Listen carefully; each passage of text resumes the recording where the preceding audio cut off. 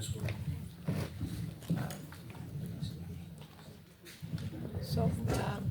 Michalis, who made all of these things happen. He is the person who made all of these things happen for our program and our students, and for us as faculty. We cannot thank him enough. So, Professor Monson.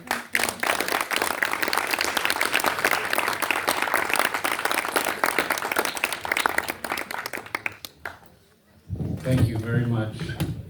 It's an honor to be here. I want to give a little bit of background about the UVU architecture program. My name is Paul Monson.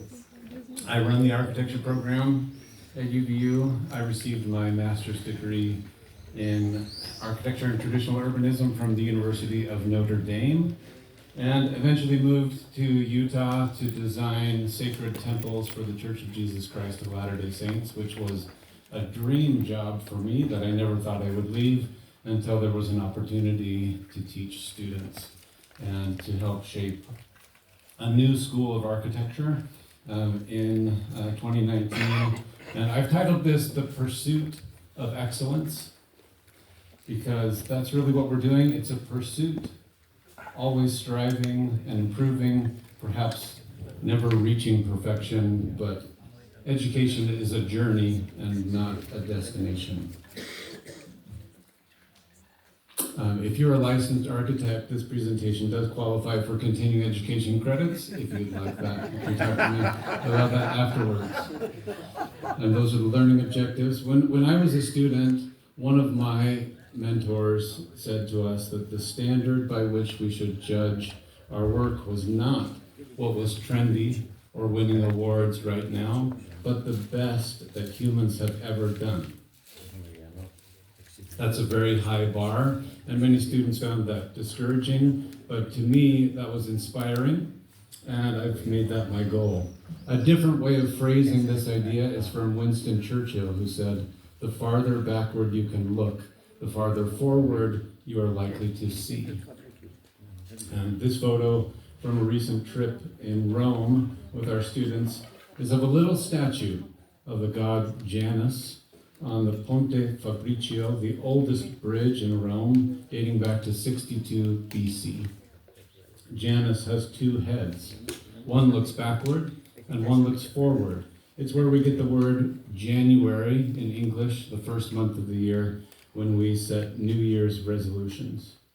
And this idea is at the center of what we do at UVU Architecture, to look back at history so we have a better vision about where we want to go.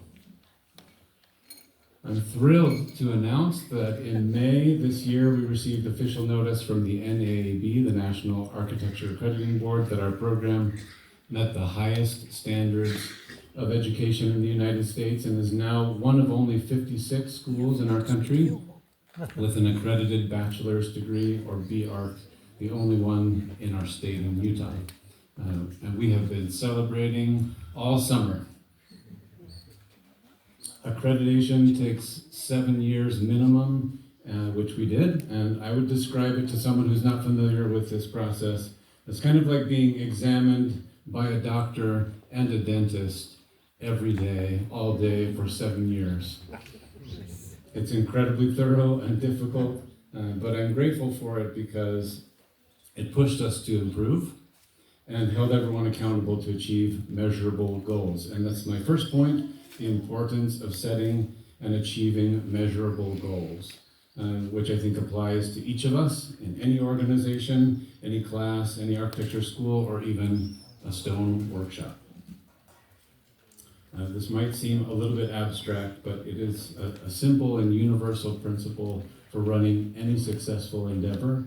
It's called an assessment cycle, and there are 5 steps. First, to decide what value it is that you want to achieve. Second, choosing how you're going to measure it. The technical term for this is an assessment measure, or you could simply call it a goal. Third is collecting data so you can be objective about how you're doing with that goal. Fourth, check if you met your goal, yes or no. And finally, using data to decide what changes to make to improve, and then repeat. So simple enough, but it can be a powerful means to achieve big things. For example, as a new architecture program, one of the things we wanted to achieve was growth. In 2019, we started with just a few brave students, and we set a goal to add new students every year. And architecture has been the fastest growing program at the university in many years. We're now over 300 students, over 12 times our original group, and I'm very grateful for my colleague, David Barker, who took a huge risk in creating something new. I'm the founder of the program, and recruiting students, which is not easy, and he was brilliant at it. And I'm also very grateful for my assistant program coordinator, Dr. Eliki Miliadi, who has helped lead this program for the past 5 years. Another assessment measure we track is graduates, which has grown from 11 to now 30 per year. So in some cases, you have statistics that you can track, like grades and graduation rates. We call this hard data. It's quantitative and objective. For other things, you use surveys and other means to get qualitative or soft data. And at UVU, we collect soft data from many groups of people. I won't go through these, but these are a few of the survey questions that we track. Things like satisfaction of students with research opportunities, or the involvement of professionals and opportunities to study abroad. Assessment keeps you honest and helps you move things in the right direction. And that's one thing that sets an accredited degree apart from a non-accredited degree, is the rigor of assessment that you go through. It's a best practice in higher education. Of course, any good thing can be taken too far, and the risk with assessment and all these numbers is that you start to think that data is the program. Data is only a means and not an end. None of these measurements tell us why we are doing our work or where we're going. Numbers are only meaningful when they're tied to purpose, which is why it's critical to start with purpose. Start with the vision and work backward. Assessment is kind of like the speedometer in a car. It tells you how fast you're going, but it does not tell you where you are going. The vision does that. And UVU has an unusual vision and purpose in the world of architectural education. We made a decision early on to do something kind of radical and teach traditional and classical principles even when designing brand new buildings, to study the history and context of where you're building, so a building can be of its place and not just of its time. And we can meet modern challenges with the wisdom of all ages. So our goal is to produce master builder graduates with all the digital tools to innovate and lead for the future, but who also love and are experts in the traditional, classical, and vernacular built environments that we've inherited, and the craftsmanship that it takes to build well. Just how unusual is this approach? Currently, there are about 200 undergraduate degrees in the United States in architecture. Of those, only 56 are NAAB accredited, meaning you can get that degree and become a licensed architect without additional schooling. What about classical and traditional programs? Of all of those 200 degrees, only 6 intentionally teach traditional design, proportion, precedent, and hand drawing as a significant part of their identity. And where those 2 circles overlap, accredited degrees that also teach traditional and classical architecture, there's only 2. Utah Valley University and the University of Notre Dame, where I went to school. And I would be really worried about being in this tiny minority if I did not believe very strongly that we are right. Architectural education right now is broken and needs new leaders and a new renaissance, which is growing around the world. There's programs starting to pop up in Europe North and South America, including in Utah, where there's a new program just starting at Snow College by one of our alumni who's here, Lindsay Barker. And if you want a classical degree that is accredited and you can actually afford, the list is down to just one. My alma mater, Notre Dame, is 10 times the cost of an education at UVU.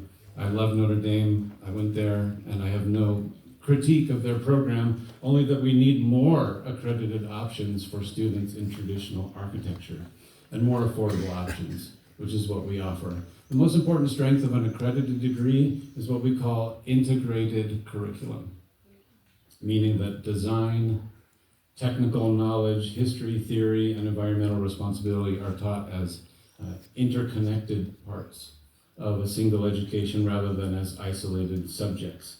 So you don't just learn things in a lecture, you're expected to integrate those into your design studios. And students are also expected to do real-world applied research outside of the classroom. We don't wait for graduate school to do meaningful research. Our students are out there serving in communities and applying their knowledge to solve real problems, then presenting at conferences every year to share what they're learning. And you heard examples of that research here tonight and their innovation, where students are learning by doing and not just passively hearing from experts.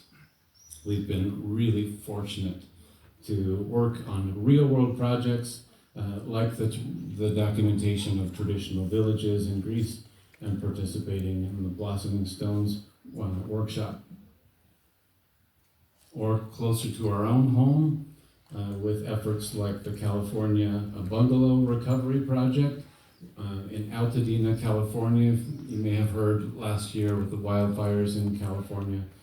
We took our spring break and students volunteered to hop on buses and drive to California, take site measurements, photographs, interview homeowners, and they created the floor plans, elevations, and 3D models of 33 historic bungalows for homeowners who had lost their homes in the fires. And it's meaningful community projects like this that deepen our understanding of architecture's human impact. Every fall, UVU hosts a large gathering of community leaders in Utah at the Growth and Prosperity Summit. And this coming November, we will be launching something very exciting, the Thriving Communities Initiative, which is run through the Gary Herbert Center for Public Policy. The Thriving Communities Initiative will be a resource for cities to improve urban planning, historic preservation, and design to guide our growth in a more sustainable and healthy and affordable way. And my colleagues from UVU here, David Connolly and Justin Jones, are leading this exciting initiative. Why are there not more programs in traditional architecture? It's a paradox of our modern era that we believe to fix our biggest problems, we always need something totally new. But what if the most radical and effective solutions are sometimes found by looking backwards in history? An American writer in the 19th century, Henry David Thoreau, called out our human tendency. He said, quote, "Every generation laughs at the old fashions, but follows religiously the new." We dismiss the past as old-fashioned, but then turn around and chase the new thing, rarely stopping to question if it's really working. It starts with the tools we use, which are never just neutral objects. They shape how we think and what we're capable of creating. This is true for design and for construction. Analog tools can actually give you more creative freedom, create tactile connection to your work, reduce cost, and improve brain development. Digital tools, on the other hand, while highly accurate and efficient, can subtly shift you from being a creator to becoming more of a software operator. So especially with beginning students who don't have much experience With design or knowledge of history, it's important to introduce all types of tools early so they don't just accept the biases and the pre-programmed algorithms as givens. We can combine the two in the right sequence and get the advantages of both. Tools and building technology move in parallel and reinforce each other, so it's useful to step back and evaluate what is best for us as human beings. The best tools to design, the best building science for the built environment. Is the high-tech, complicated, and more artificial always necessary? Does it matter how you build a masonry wall if it looks the same from the outside? I think it does matter. If it's load-bearing masonry or a thin piece of brick that's glued onto foam that has a 20-year lifespan. Architecture is more than aesthetics, so we teach our students to be scientists and dissect things and take them apart and objectively evaluate what technology will best help us solve our modern problems. Authentic traditional architecture actually offers really compelling solutions to our biggest modern problems. As architects like RIBA gold medal winner Yasmin Lari in Pakistan is demonstrating. She's just one pioneer out there, like you, here at Blossoming Stones, rediscovering the past. In the fall, we're bringing this world leader to Utah, and she focuses on disaster relief and is pulling millions of people out of poverty by teaching low carbon, low cost structures using local materials with traditional techniques adapted for resilience. 2 years ago, we brought Dr. Ganyatsas and Michael Sumas to Utah, and we opened the invitation to all of you. Come to Utah and learn with us and teach us. It will take all of us and many more to heal our broken systems and planet. Really quickly, I'll cover these 4 modern problems that I write more about in my own academic research and explore with my students. Number 1, our throwaway culture. In modern construction, we build for novelty, using energy-intensive materials like concrete and steel to build things with a surprisingly short lifespan. And that contributes to a huge environmental footprint.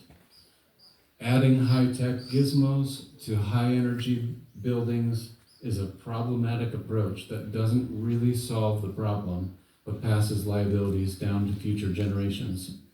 Traditional solutions work with nature rather than trying to control or oppose it. Durable materials that you can find locally, passive design like natural ventilation and cornices that shed water and provide shade. As UVU students here discovering in traditional Greek villages, you can design things to be repaired, that last for generations, not just be torn down and replaced. Number 2 is the housing affordability crisis. This is a massive challenge in the United States, and modern suburban planning is just making it worse, creating cities that are too expensive for so many people.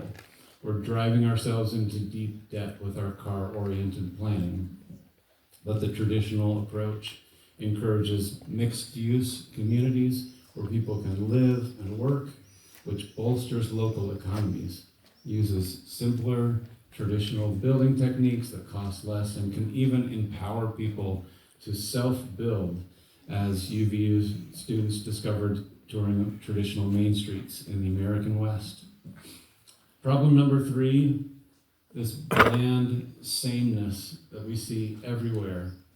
The so-called international style from 100 years ago has been mass-produced and copied everywhere from Shanghai to Atlanta to Los Angeles to Athens. It neglects local materials and local knowledge and leaves us with this feeling of placelessness, with identical, ugly concrete and glass boxes everywhere. Traditional architecture is the true international style because it is unapologetically local and it celebrates the unique history, materials, and craftsmanship of a specific place. And that's what creates architecture in a traditional neighborhood that feels authentic, diverse, and has a real soul. And finally, our health. The design of modern cities and buildings discourages walking, and we spend most of our lives sealed up in artificial environments like office cubicles and automobiles. The car-oriented suburb was a 20th century social experiment that has failed us in many ways and needs reform. 60 to 80 million people have been killed by cars since their invention, which is roughly the same as World War I and II combined. Clearly not good for our physical and mental well-being. Buildings often cut us off from fresh air and nature. All this has been shown to contribute to obesity, cardiovascular disease, social isolation, and mental health problems. But without losing the convenience of cars, we can follow principles of urban design that people have known for thousands of years. We can have the best of both. Traditional design at its core is human-centered design. It creates walkable communities with public spaces. It brings nature into our lives using ideas from biophilic design, which is just a fancy word to express our innate need to be connected to nature. We are part of nature and not apart from nature. A good friend of mine, an architect, Stephen Sims, wrote, quote, "In the present moment, we decide what aspects of the past shall have a future by choosing what to take with us and what to leave behind. That act of selection, whether conscious or unconscious, is tradition. We are not the first human beings to want growth, prosperity, happiness, and beauty. The echoes of the past aspirations resonate through time and offer insights and lessons learned like a compass to help us discern which new and old innovations are worth embracing. And it's not too late to save traditional skills, knowledge, and places. Almost, but not quite. As human beings, we often don't pay attention and wise up until dusk as the sun is setting. How appropriate right now that the sun is setting. And the opportunity to change something is nearly gone as our small contribution to achieve meaningful change in our cities and give our history a fighting chance for survival into the future. Utah Valley University has established a world-class accredited architecture degree and is building relationships with organizations like the Blossoming Stones, Yasmin Lari, the King's Foundation in England, and others around the globe. We applaud the great work that you are doing here. We truly hope that this is the start of a long and fruitful journey, a pursuit of excellence together. Thank you.